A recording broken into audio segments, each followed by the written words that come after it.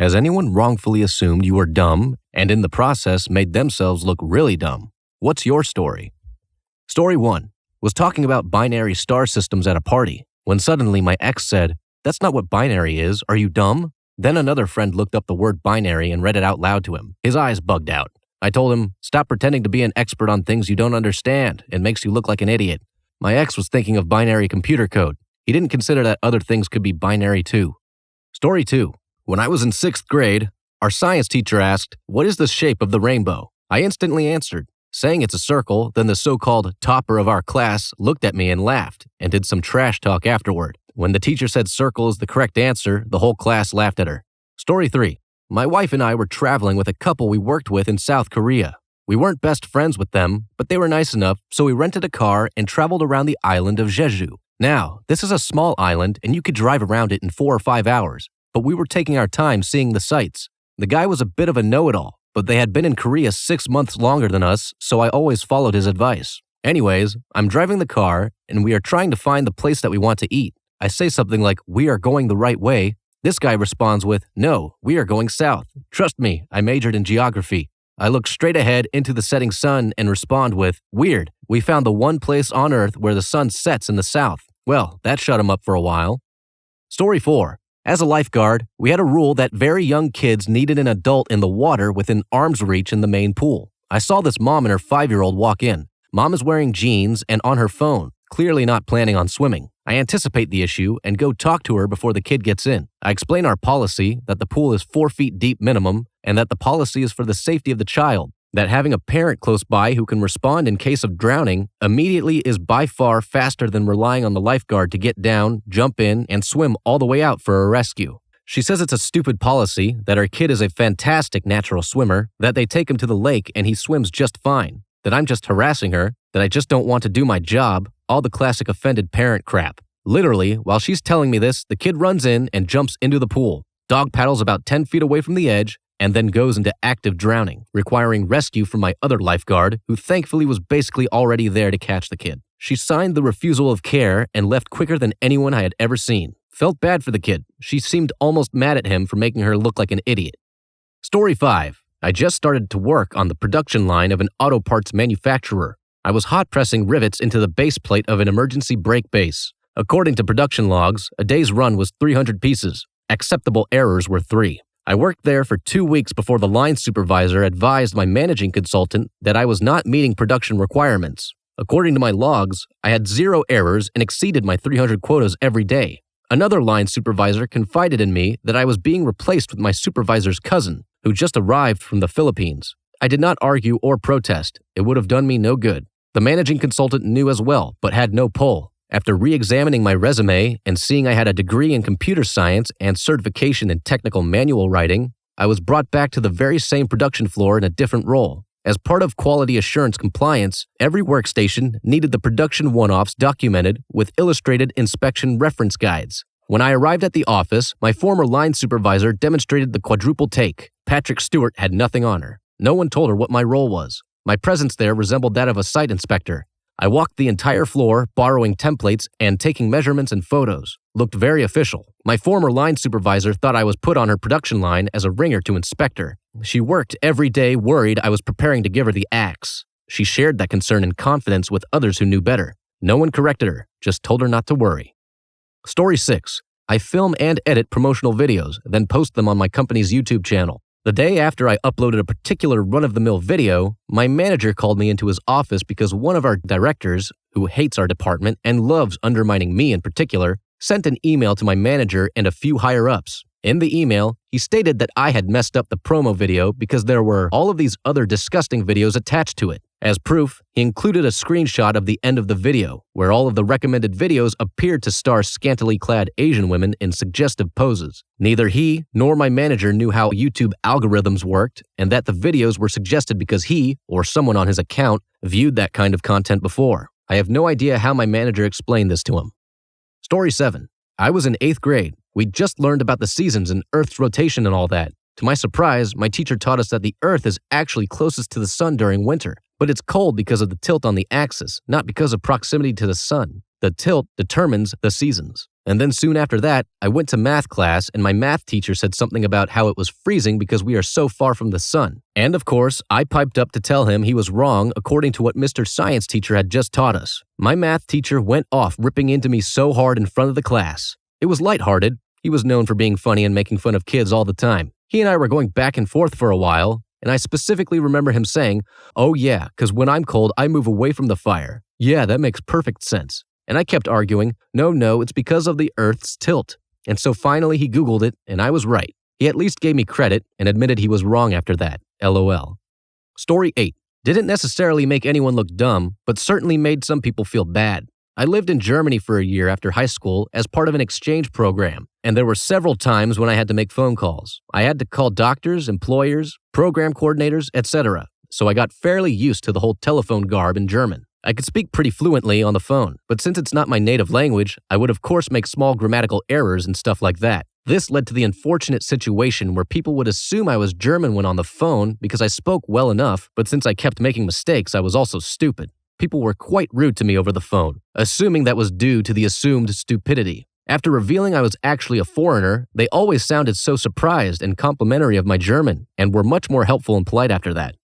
Story 9. I am an application developer in the public sector. I have made many of the computer programs where I work, such as human resources, incident reporting, and some case management systems. Several times, I have had people try to tell me, wrongly, how to use an application that I made. I especially like it when they tell me I should ask the people at the company. What company would that be? I tell them that it is very flattering that they think that the software was made by an entire company instead of by me alone in my office.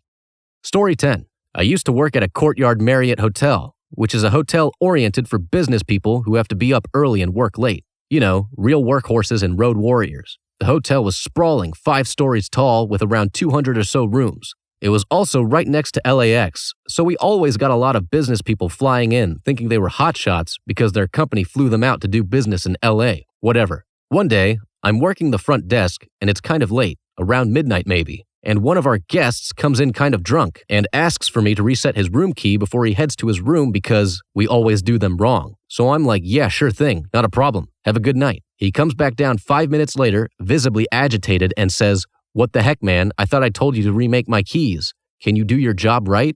In the hospitality industry, you're not allowed to talk back, raise your voice, or really stand up for yourself. Your one and only goal is to make the guest feel welcome. So I apologize, take the blame, and say it won't happen again, and make him an extra key. He snatches them from my hand and storms off to his room. 5 minutes later, he comes back down again. "What is wrong with you? Are you stupid? Are you wasting my time on purpose? I'm heading to my room and you better come up with working room keys." And he throws his keys at me. My manager sees this all happen and is like, "You know what? Let me handle this. You deserve a break." I'm fuming, of course. I go to the break room and just pace, wondering what gives people the audacity to act like that. My manager eventually comes back. He enters the break room with a smile and clearly something to report. He says he was going to the wrong floor. His room was actually 1 floor up. He said he's sorry. I wish I could have seen his face. Story 11. When I worked as a cashier in a grocery store, people would always want to argue about their produce. They would bring up heads of iceberg lettuce and then argue with me that they were green cabbage or vice versa. I would always just smile, void the product, and then charge them for what they thought it was. The best was seeing people come back later, pissed that their coleslaw didn't work. The best, though, was the sweet potato versus yam argument that I would have with people several times during the week leading up to Thanksgiving. Most of what we sell in the U.S. are sweet potatoes. Though some sweet potatoes grown in one state, Louisiana, are the yam variety of the sweet potato. But people often call them yams and will fight you over it, even though true yams are hard to find unless your store stocks stuff for Latin American customers. We did, but yams were rarely in stock and always more expensive than sweet potatoes. Anyway, sweet potatoes would go on sale for the holiday, and people would buy lots of them. Every time I rang them up, I would get told that they were yams and that I was dumb for not knowing that. So I would void them and ring them up as yams for 4 times the price. When customers would want the sale price, I would kindly remind them that I had tried to give them the sale price, but that they had asked me to ring them up as yams instead. Story 12. Corporate trainer came to our offices to provide training. I popped into the room to say hello and see if she needed help. She was having trouble setting up the projector before the session. I started trying to help, but I'm not really savvy with projectors. She was getting frustrated with me as she assumed I was the IT dude, and obviously not a very good one. We eventually got it fixed, and I ordered her a coffee. She was a bit rude to me at that stage. I got her one anyway. Fast forward to the session itself, and I introduced her to the room of 40 people and thanked her for coming. She realized I was the head of the division and was the one paying for her to be there. I felt very smug at that point. Story 13. When I was in the Army, I and a group of specialists were standing in a circle, taking a break in the motor pool. A lieutenant came out and said he needed a forklift driver, went around the circle, pointed at each male, and asked them if they had their license. None of them did. He huffed and walked away. He had obviously skipped over the other female and me in the circle. That was fine. We were the only 88M, heavy vehicle operators, and forklift licensed people there. The dudes were all paralegals and HR specialists. Everyone laughed. What an embarrassing moment for him. Story 14. I'm currently a junior in college, and a couple weeks ago, when the semester started dying down, I left the dorms to come back home and finish things out online. I also started working at the local grocery store as well. Around a week ago, I was checking out 2 customers when they told me they wanted to pay 50-50 with 2 cards. Our system requires us to manually enter the price, so I did. And the lovely gentleman told me my math was wrong and said he was a sophomore engineering student at a school nearby to help justify why he was correct. I responded, "Oh cool, I'm actually a junior at insert much better engineering school. What are you studying?" While also pulling up a calculator and showing him he was wrong. Everyone always assumes the workers here are dumb, so it's always nice to show them otherwise. Story 15. I'm French and live in France, but I grew up in the UK and consider English to be my mother tongue. When I was 17, I had to change schools, from a private one to a public one. And this was for personal reasons, but my new classmates assumed the reason was that my grades were too low, and I got kicked out. The private school had high standards. Anyway, it's the first day of class, and we have an English class. The teacher hands out a list of sentences we have to translate and asks us to compare translations with our neighbors. The first sentence is rather hard to translate from French, and the teacher, having walked around and looked at our answers, announces that only one person in the class has got it right. We compare answers with our neighbors. The girl next to me sees my translation, "How long has it been raining?" and she bursts out laughing. "Has it been? Has it been? I've never heard that in my life. That is so stupid." And she makes fun of me for a good while to the other girl sitting next to her. Being new, and also knowing that she was going to feel stupid in a couple minutes, I didn't say anything. Sure enough, the teacher announces I was right, and my class quickly discovered that I was actually a fluent English speaker with excellent grades pretty much all around. It made making friends really hard, but I hope that girl learned her lesson to never make fun of someone without knowing the full story, or never make fun of people ever. That would be better. Story 16. A director at work did this recently. We work with various agencies. He tried to rat me out in front of the other direction and our boss by saying I wasn't providing services to 2 places, one of which I claim I am. I told everyone why the one site didn't get any services. The site wasn't eligible for the services he was talking about. It was a Zoom meeting, so I asked to share my screen. I showed them the proof that this site wasn't eligible. I then asked why he thought they were, why he felt it upon himself to check in on my office's sites, and why he felt the need to make sure I was doing my job since he wasn't my supervisor or director and didn't work in my office. Come to find out, he decided to check to see if they were getting their needs met because he had learned I also wasn't providing services at another site I claimed was getting services. I was easily able to prove that they indeed did get the services and that he was talking to the wrong person. In the end, he looked like an ass who was overstepping and possibly trying to get me fired or steal our funding, and I looked competent and professional. People are still pissed at him for this and no longer believe anything he says. Story 17. When I was about 5 or 6, I was obsessed with the Titanic, the ship, not the movie. Although all the ads around that time for home rentals probably got me interested in the first place. I knew every fact, every detail, every bit of trivia about that ship and its fateful voyage in 1912 for a few years there. Well, one summer, my family had a big get-together, as you do. One of my dad's uncles, my great-uncle, was there, who was a huge prick by all accounts. My dad hated him anyway, and he happened to discover I was interested in the RMS Titanic, so he decided to quiz me, try and make me look stupid. He asked, "Hey, exactly how long was the Titanic?" According to my old man, I looked up, met my great-uncle square in the eyes and deadpanned 882.5 feet. Duh. Needless to say, my dad enjoyed that moment. Story 18. Said friend is Asian, mom's Chinese and raised in Vietnam, and dad's straight Vietnamese. She looks Southeast Asian and speaks Vietnamese, whatever regional dialect her mom's family has from China, and a decent amount of Mandarin. We were on the train to Neuschwanstein, and these Chinese tourists got yelled at by the conductors for doing something. I don't know. Well, they start loudly b***ing about Germans and how they do things, then trailed off to how stupid Western people are. Whatever. My friend is staring at them at this point because she understands almost every word. So they started going in about how dumb they thought she looked, just being racist twits because she's so brown compared to them. And she had to be American because no Vietnamese could ever afford vacations as they can. They're too poor and useless. Probably can't even speak her own language. Ha ha ha. So they quiet down and she quietly says to me, "Remember when my mom and I taught you how to say yes and mean you agree in Mandarin?" I told her I did. Okay, just keep agreeing. She just went on a loud rant in Mandarin about how Chinese tourists were at the bottom of the barrel as far as all foreigners were concerned because they were so rude, and she didn't understand why they traveled since they were so unliked and didn't get anything out of it. They should just stay in Beijing because everyone hates them, including everyone else in China. They just shut up and stared at her doing this while I sat there, not understanding a word, but agreeing with one of the 3 words I remember, but acting like I fully understood. When I found out what I was agreeing with later, I laughed my ass off. Story 19. Early 2000s, I was having to work out of town with another guy, but the company only gave us 1 hotel room. I was in my 20s. He was probably in his 40s, and I knew he thought pretty highly of himself. He was looking at some stuff on a laptop while I was watching TV, and he asked me something like, "Do you know if this VoIP thing is any good?" I thought for a second and replied along the lines of, "Well, I know they're growing, but I've never used Facebook Messenger or Skype or anything for that before, so I can't say from personal experience." At the time, that was true. I didn't even have a Facebook account.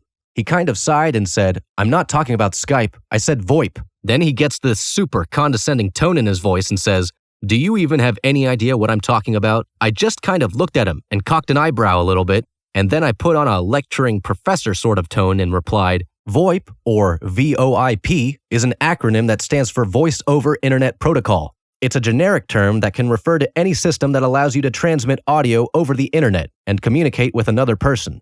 Skype is built entirely to do that with video as well, and Facebook Messenger has a feature where that's an option." He just sort of blinked and then quietly said, "Oh," and went back to his laptop. Story 20. My natural hair color is bleached blonde, if that helps set the scene. I'm petite and was told I should have been a model, but instead, I decided to go into computer programming because that felt more like something I'd want to do. And I worked hard to become the coordinator for a fairly large brand web services team in the late 90s through to 2010. This included server maintenance and upgrades, data warehousing, programming, and creative content, all at my direction, and it was a blast.